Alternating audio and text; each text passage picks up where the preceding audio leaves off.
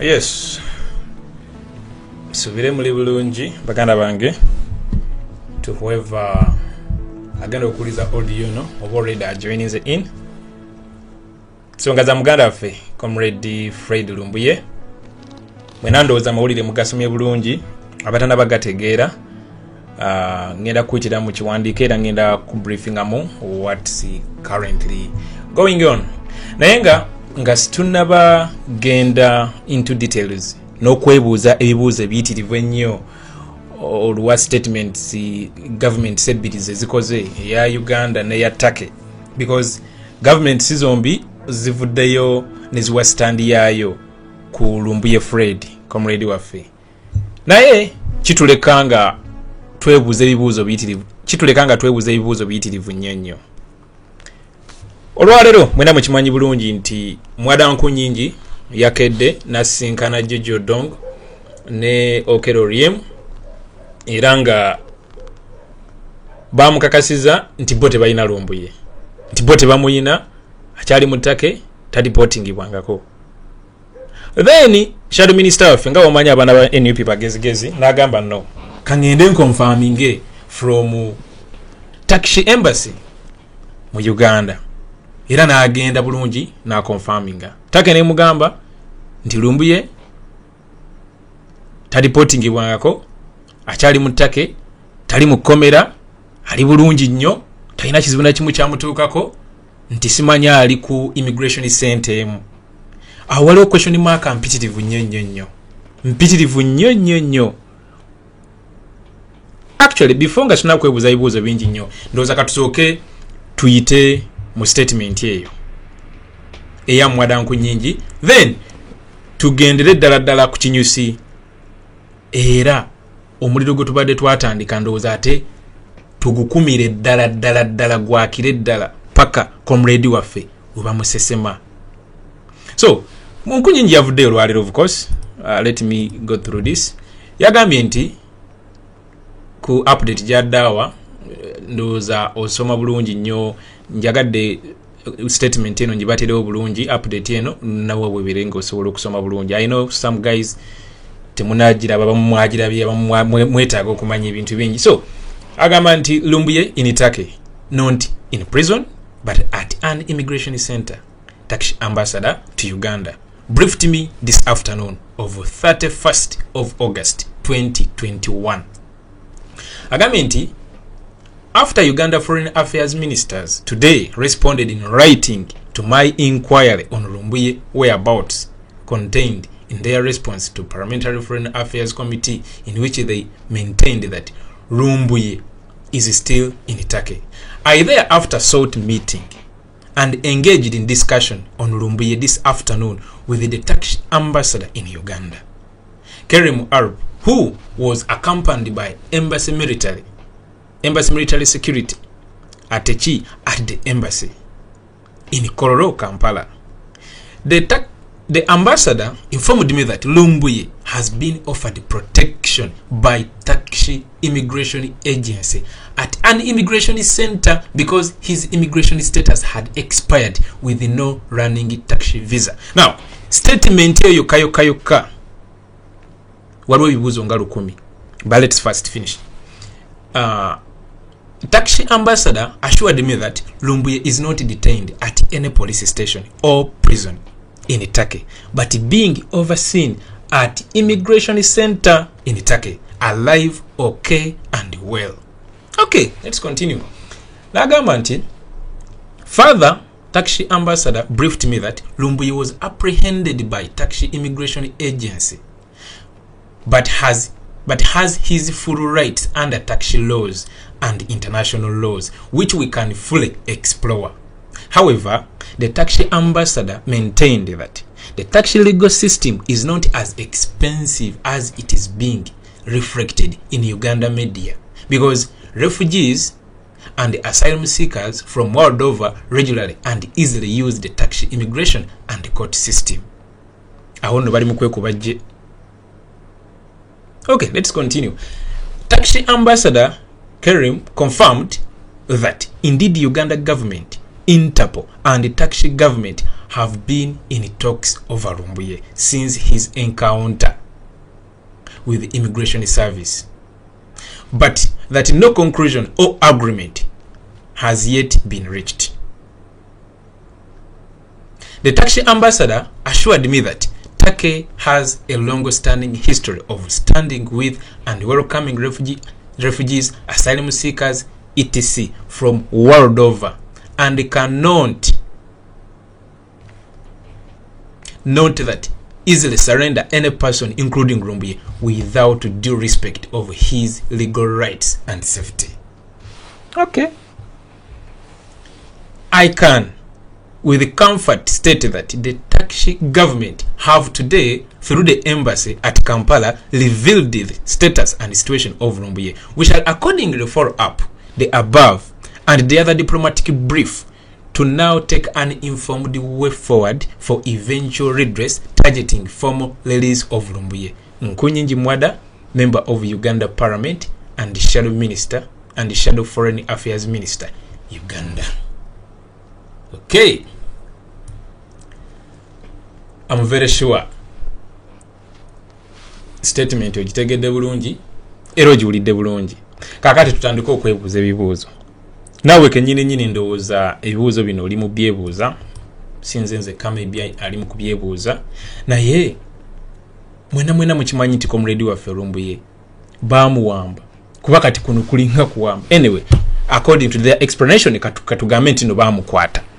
Alright, baamukwata ng'ennaku z'omwezi 3 omwezi ogw'omunaana omwaka guno. Olwaleero ennaku z'omwezi ziri 31, meaning it's almost a month okuva baamukwata. Kyekibawaliriza okuvaayo olwaleero ne bakola statement zino about comrade waffe Lumbuye nga from day one tubadde tubanja comrade waffe Lumbuye nga tumubanja ku Twitter, tumubanja ku Facebook, tumubanja ku YouTube, tumubanja ku embassies physically, tubadde tumubanja in all ways. Abadde basabe sala, abadde bazisaba, abadde bagenda ku embassies, badde emails tuzisindise, ku embassies tugenzeeyo, protests tuzikoze. Abasajja bano tebavangayo n'omulundi n'ogumu ne babaako kigambo na kimu kyebanyega nti Lumbuye tumuyina. Bona abadde mute about where he is. Ennaku z'omwezi nga 3 paka kati ebbanga eryo lyonna gwe sooka obigatte otunulemu olabe kyekigenda mu maaso.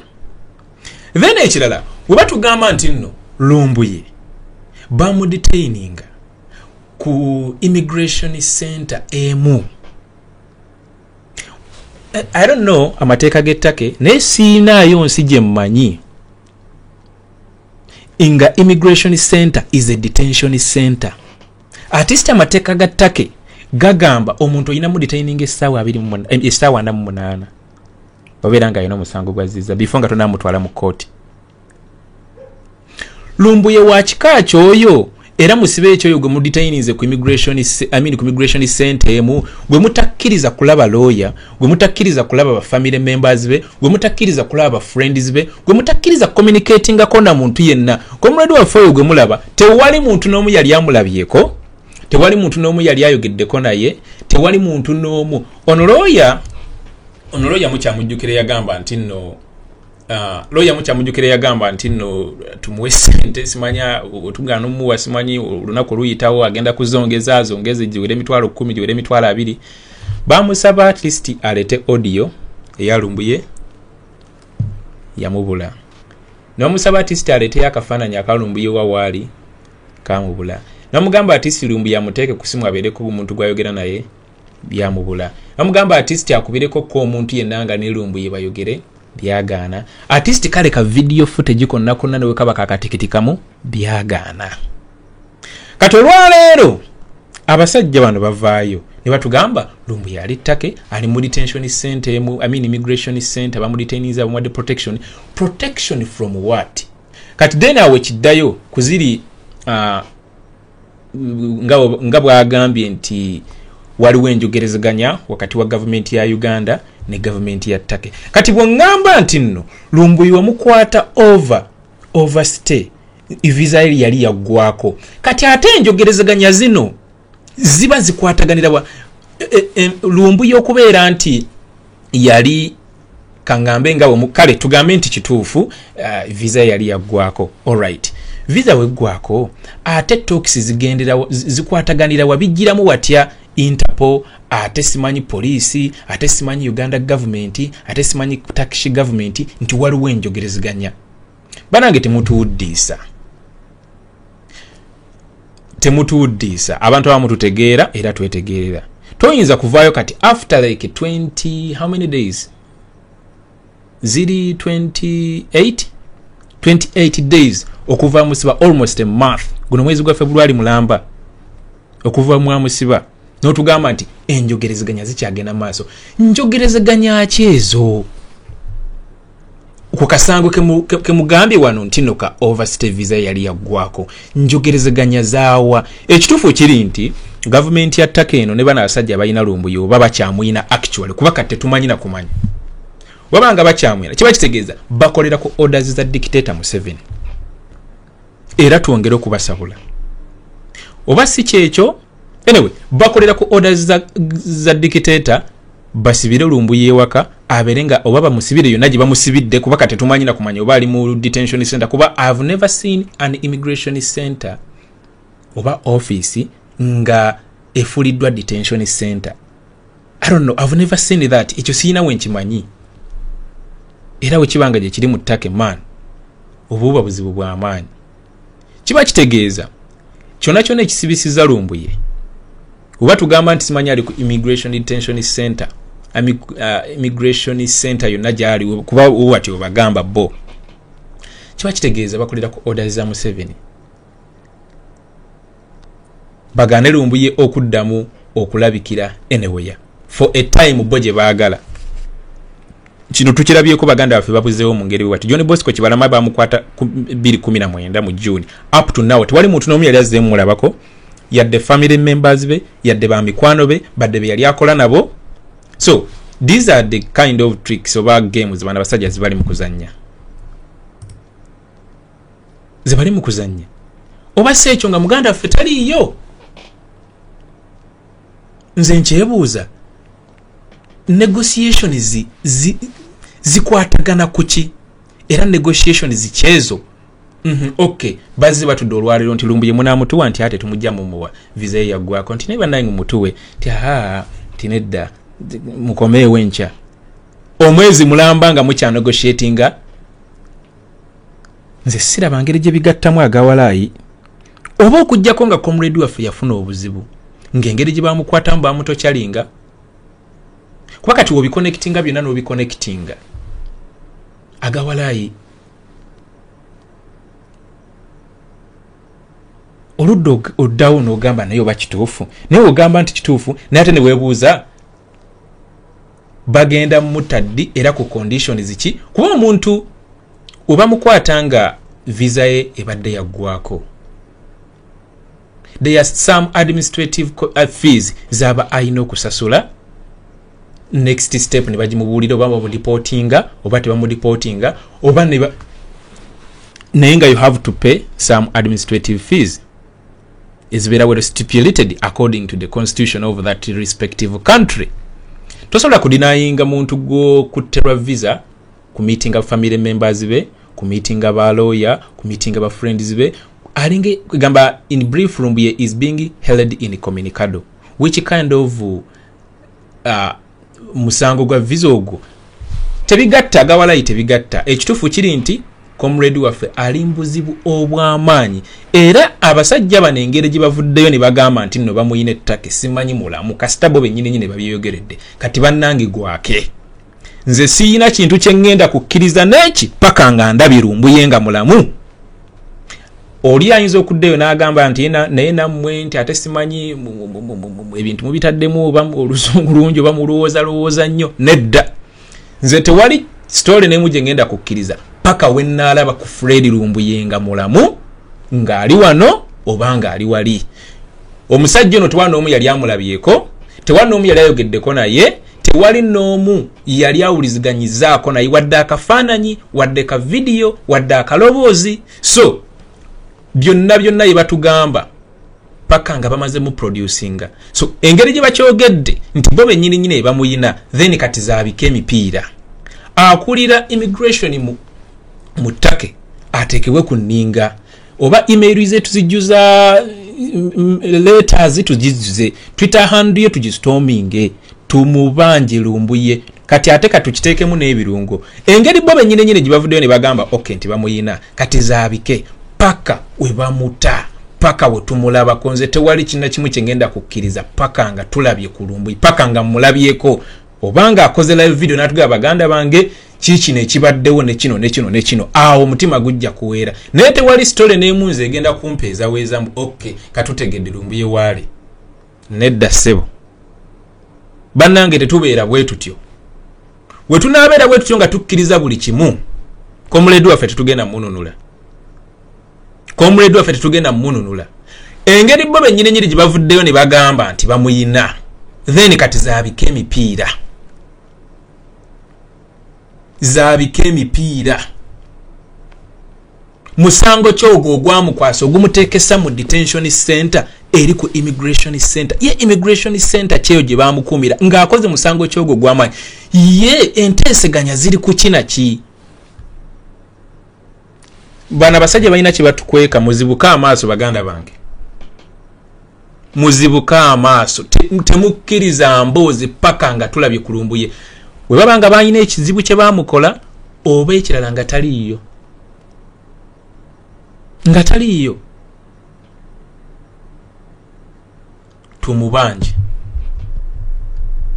tumubanje tetumala gakkiriza buli kimu kigenda kuva. Alright, government ya Uganda yemweganye egambye temuyina tebamu ebigambo bikyusiza oliemu yavaayo lina ayogera n'agamba nti wali temugamba nti ndimba abadde ba following stories zino ndoza video muzirabye you critically analyze each and every word omuntu kyayogera n'omanya n'avaayo later n'agamba kino nekino enchana ayogera kino kati bagambye tebamuyina tebamudeportingangako akyali ttake mulamu bulungi talina buzibu tali mu komera tali mu detention simanyi biki wabula bamwadde protection ku immigration center wemuwa mwadde protection kyeyo ebagaana okumu artist okubeera nga accessinga ba lawyers bamwadanku nyingi ba council wa Mary ne bava Uganda ne bagenda ettake nga bagenze ku nsonga zezimu naye ne balemererwa n'okulaba kulumbuye. Which kind of detention center is that? Which kind of offense Kajubi Fred Lumbuye yazza ettake okitegeera ne mumugana n'okwogerako yadde ne family members be yadde ba friends be n'abantu babadde abeera nabo man comrade wa fali mbuzi obw'amaanyi wabanga bana basajja bamu ekipapu ngao babyogedde wano nti nno abagambye yagambye atya wano bagambye wano kamale okuddamu kaleetako wano katono agambye nti the Turkish ambassador briefed me that Lumbuye is safe, alive and not in prison because there was and there is no court order or any formal running charges against him.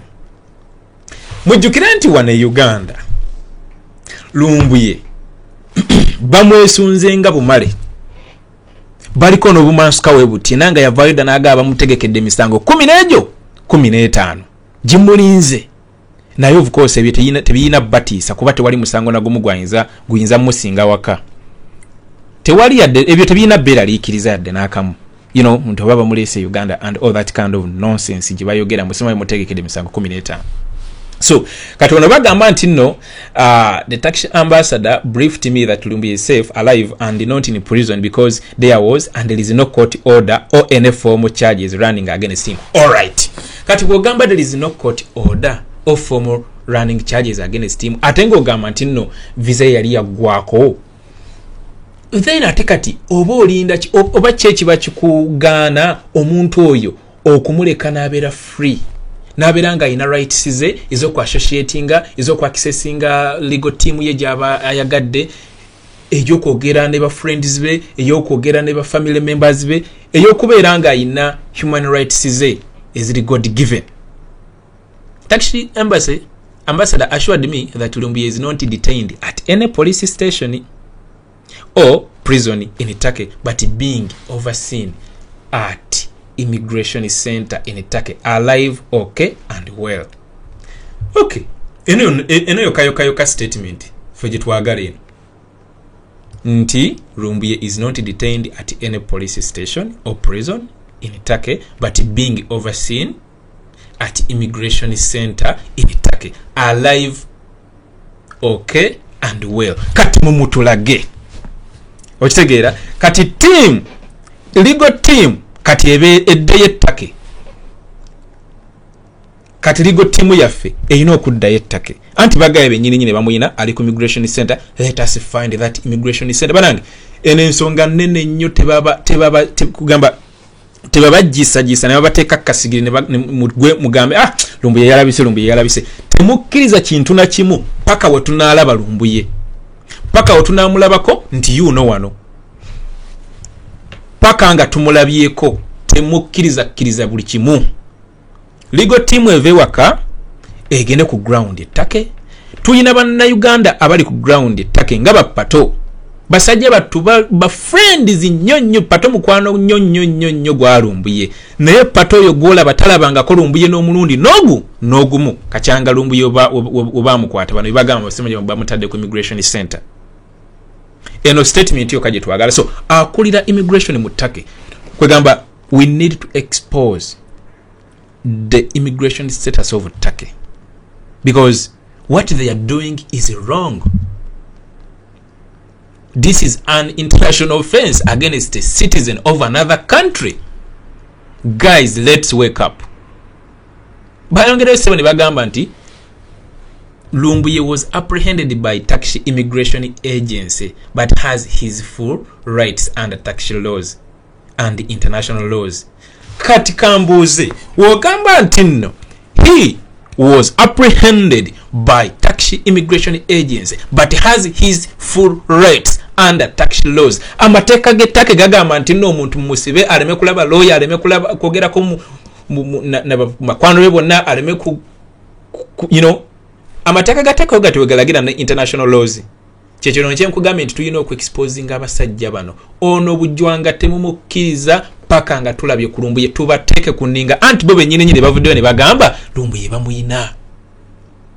Tubateeke ku nninga paka anti bagambye he has his full rights under Turkish laws and international laws which we can explore.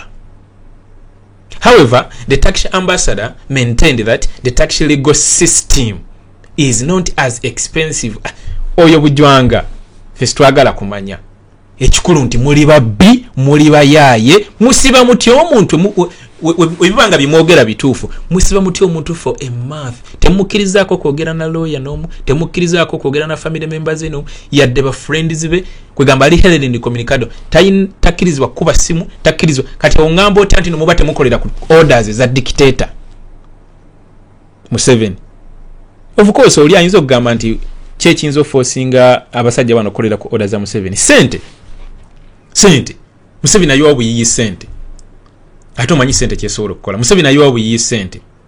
Lumbuye abadde threat nene ono musajja ono Lumbuye gwe muyinza omulaba ng'omusajja owa bulijjo gwe tomanyi kyekitegeeza kukola live video n'otuuza abantu omutwalo mulamba nga bali mu kuwuliriza for 2 hours ate nga tobawa bujwanga wabula obawa bwino. Goloza lwaki badde bamuyigga. So ono yenna bujwanga gwe batunyumiza temuli. Ffe kye twagala kwe kulaba Lumbuye, kwe kumulabako. Ne bagamba nti confirmed that indeed the Uganda government, Interpol and the Turkish government have been in talks over Lumbuye since his encounter with the immigration service. Okay. Yeah, now wasoma mu statement eno egamba nti government ya Uganda Interpol ne Turkish government babadde bayogerezeganya ku nsonga ya Lumbuye okuva aba migration we bamukwata. Okay, but no conclusion or agreement has yet been reached. Enono statement ena hidden oyinza ogi-interpretinga mu ngeri ya mirundi mingi.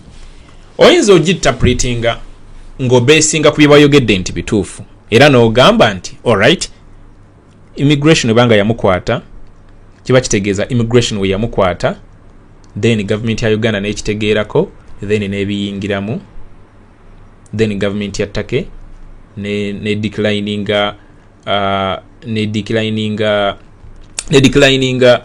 offers oba kale ne declining government ya Uganda kye yali esaba.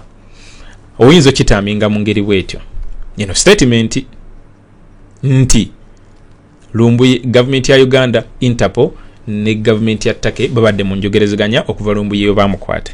Oyinza okinterpretinga ng'ogamba nti government ya Turkey kyagugubye okuwaayo Lumbuye. In brief, oyinza okinterpretinga webabanga bibayogedde wali biki bituufu. That's how you can interpret the statement. Kuba kugamba but no conclusion or agreement has yet been reached. Kyekugambye nti muganda waffe ali mbuzibu bw'amaanyi nnyo oba sina kindi nga taliiyo kyobula nga tuyina omubanja misana kiro kumaca everyday. Ate bengeri gye bavuddeyo ne bagamba nti bamuyina. Nze nkugambye kati gwake nkugaye temukkiriza kintu na kimu paka nga tumulabyeko. Nze nkugambye okuva bamukwata tewali muntu n'omu yali amulabyeko, tewali muntu n'omu yali amuwulizzaako, tewali muntu n'omu yali alabye na kafaananyi ke yadde ka video ke yadde eddoboozi lye yadde n'omuwunyirizaako.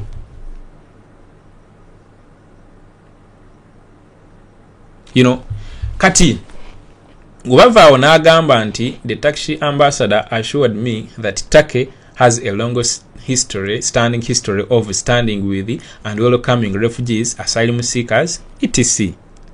from world over and cannot that easily surrender any person, including Lumbuye, without the due respect of his legal rights and safety. Nze issue yange eri wamu. Ebbanga lino lyonna limukuumidde Lumbuye yakola musango kyogwo. Alright. By the way, neno statement yenyini gyenva basomera. Eno yenyini eno kanji highlighting bulungi ogirabe. Era naye ina hidden message. Nti Turkish ambassador yagambye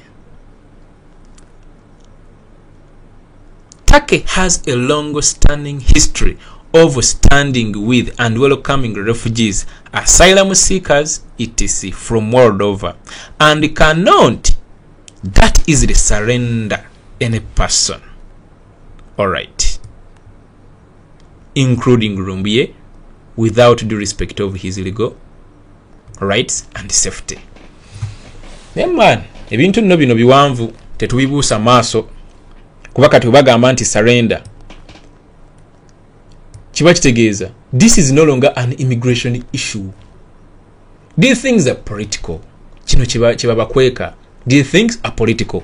Government ya Turkey tesobola kuvaayo ne kugamba nti Museveni yayagala Lumbuye. Tesobola kyogera. Naye okisomera busomezi muki mu statements zaabwe zibakola ki zibayogedde. Naye kaneme balumya mutwe engeri boke nyine gye bavuddeyo ne bagamba nti Lumbuye bamuyina. Balangi temumala gakkiriza buli kimu oba tebabateeka mu situation egenda kuba malamu maanyi oba kale baweezaako okubanja muganda waffe Lumbuye. No, nze nkugambye pakanga tumulabyeko, pakanga omulabyeko, then avaayo gambe Lumbuye yuno ali wano. Naye nga tunaba mulabako, nga tunaba kulaba yadde ka video ke ka footage kenti oba ddoboozi lye, tusigale nga tumubanja ate kati tuwongeremu n'ebirungo. Immigration eya Turkey tugiteeke ku nningeririzi nge Comrade Lumbuye kuba immigration offices tezifuukangako detention centers omuntu artist ekinene nnyo oyina mu detaininga essaawa 48 n'amateeka ga Turkey ugati bugayogera. Of course some people say those that have been to Turkey that Turkey is a lawless country, you know, that's why they can do all this shit. It's a lawless country. Nefe byo tebitukata kuba fe kitukkirizaamu ti Buganda ffe ayina eddembe lyengaye tosobola musiba ebbanga lino lyonna notandika tunyumiza zino stories nti ate simanyi omuyina tumwagala. Guys, twebereremu tubanje muganda waffe. Nze kyenyisobola okubagamba okujjako nga waliwo omuntu yenna ayina kyayagala okwongerezaako ku ekyo nemba nkomyawo. John B. Oh, you're appreciating. Thank you, brother. Namesake. Jojo Namugela Ogambi, we need our strong victory. Yes, on top of that we need our strong victory. Ebijambi ye Masaka bikyagenda mu maaso. Nyinza n'okuba ne wenjogerera kati abasajja bayinza okuba bayina go bali mu kutugumbula e Masaka. Eyo nayo issue eryawo. Naye nga bwe nsibanze mbagamba nti bino ebintu byonna bigenda kubeerawo. Buli kumacha ogenda kuba owulira amawulire amabi. Paka wetuna ekyawa etujja mu 7 mu busozi. That is it. Nga situmujjemu obanga tavuddeeko man bino byonna bigenda kusigalawo. On a daily basis ogenda kubufuna amawulire amabi. Ono yafudde, oli police yamukonye, ono mulwadde bamukubya amasasi ng'agenda mu ddwaliro ng'omusajja gwe bakwa amasasi recently ng'agenda mu ddwaliro Mulago olw'okuba yali ali ku boda. Ogenda kuba owulira amawulire amabi on a daily basis because we don't have a leader, we have a dictator. We have a dictator in this our country. Tetuyina leader, so don't expect leadership. Gwe manya nti buli kimu kyogenda okusanga bujwanga mwerere. So ebigenda maaso solution tewali muntu n'omu ayinza kuwa solution ku ssaawa no. Solution iriemu tise governance issue. Governance issue tewali kirala. Ebisigadde bisobola okwesotinga byokka. Zambia mukyajjukira nti nno HH yawangudde recently. Kwacha sente zaayo zafunye amaanyi ebitundu babimeka ebitundu oba 3 oba 4 ku 10. Esente zaayo baziyita kwacha ebadde wogerageranya ne dollar ebadde 1 to 20 1 to 21 1 to 22 1 to 23 ebadde ezungirawo bwetyo. Wane Zambia kuba president abaddeko man oli abadde mawaya nga wali enguzi. Zambia tosobola kuyita ku boda nga towadde eyo nguzi n'oba oyina ebipapula byonna ebikwogerako. Oyina okukwata ssente n'oziteeka mu passport ne balyoka bakukkiriza okuyita Zambia. Olibuuzaako abayiseko Zambia bali bakikubuulira. Mu kkubo mubadde muli enguzi Zambia wano nga sente zifa on a daily basis. Naye olwakyusiza president esente zafunye amaanyi zavudde from kiringa wona agamba nti dola yaffe yavudde ku 3 negenda ku 10,200. Okitegeera ezaabwe zavudde ku 2 zavudde ku 2,220 mwawo nezigenda 17 wakati ziri mmeka I don't know nduddo keberako. So okukyusa obukulembeze ebintu ebira bisobola okwesorting provided obukulembeze bwe buzzeewo ng'obwa nakyemalira bukoze ki buvuddewo. Naye kye tulina okukola kwe kulwana nnyo okwegobako nakyemalira. I always tell you there is getting rid of dictator Museveni and then there is getting rid of dictatorship. This dictatorship is deeply entrenched ne mindset y'abantu abamu. Kibulanga waliwo abantu abawagira ebijambi ebigenda mu maaso maki e Masaka. You know, so getting rid of the dictator and getting rid of the dictatorship, those are 2 tasks that lie ahead of us. Naye ng'enkulu ennyo esingira ddala is getting rid of the dictator. Ebirala byonna bisobola okubeera nga bisootingibwa. Byonna ebirala bisobola okwesootinga kasita tufuna leader at the top. Ebirala byonna bisobola okwesootinga. Wenjogerera kati, actually welcome back our comrade Honorable Mubiru James avuddeyo olunaku olwaleero bamuwadde temporary freedom. Togamba nti yavuddeyo baba mutadde. No, that is called temporary freedom. Bail essaawa yonna basobola okuzzaayo. You know, ebeera temporary freedom. Mukyajjukira president waffe Kyagulanyi bwe bamukwatira eggulu mu 2018 mu August. Bwe bamujja mu detention center ne bamuwa bail, boom, ne baddamu ne bamukwata there and then. So Honorable waffe Mubiru James kansala Rubaga bamuwadde temporary freedom. Kyamaanyi nnyo ko bamukwata amazeeyo more than 6 months. Naye ebyembi ate Bukenya Moses Waiza naye abadde mu detention center zenjawulo nga simanyi naye ate istwalira resurfacinze naye ate ne bamurimaninga ekitalya up to 24th of September. Agenda kumalayo nayo mwezi mulamba paka ate banaddamu bawulire application ye. So n'abalala bangi of course abakyavundira muki abakyavundira mu makomera naye ebyo nawe ebiri because of the governance question that has not been answered, and people who have to answer that question rightly, it is you and me. Tewali mulala. No single person is going to come from wherever they are to come and fight for your freedom. No one. You are the subject of this matter and you have to get rid of this mess yourself. Tosubirayo mu America, tosubirayo mu Japan, tosubirayo mu China, tosubirayo muntu mulala yenna mu Kenya oba mu nsi ki agenda okujja wane Uganda mbuna atulwanirire. Pe gobambye obadde bw'osuubira byerabire. Feke nyini fe tuyina okwekwatiramu. Bino byonna bijambiya biba bisobola okubeera nga bikoma singa tuba ne president at the top. Naye tuyina dictator at the top. Ate nga twesibyeko bwesibi. You have to remember that. So solution ya bino byonna man kukyusa bukulembeze. Tewawo muntu n'omu akulimba nti nedda tusobola okukola kino nekino wadde president aba akyaliko simanyi bikyano all that kind of nonsense. No, tewalibawo n'omu akulimba nga tukyalina dictator at the top.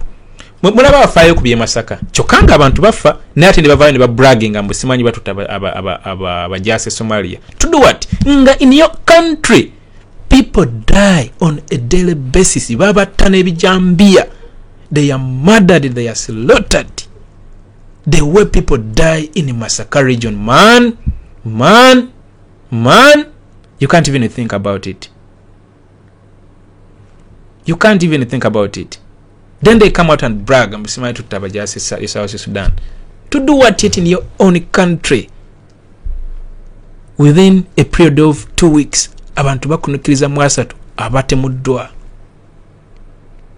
So ebyo na tebigenda kugwawo. That is the assurance that I give you guys.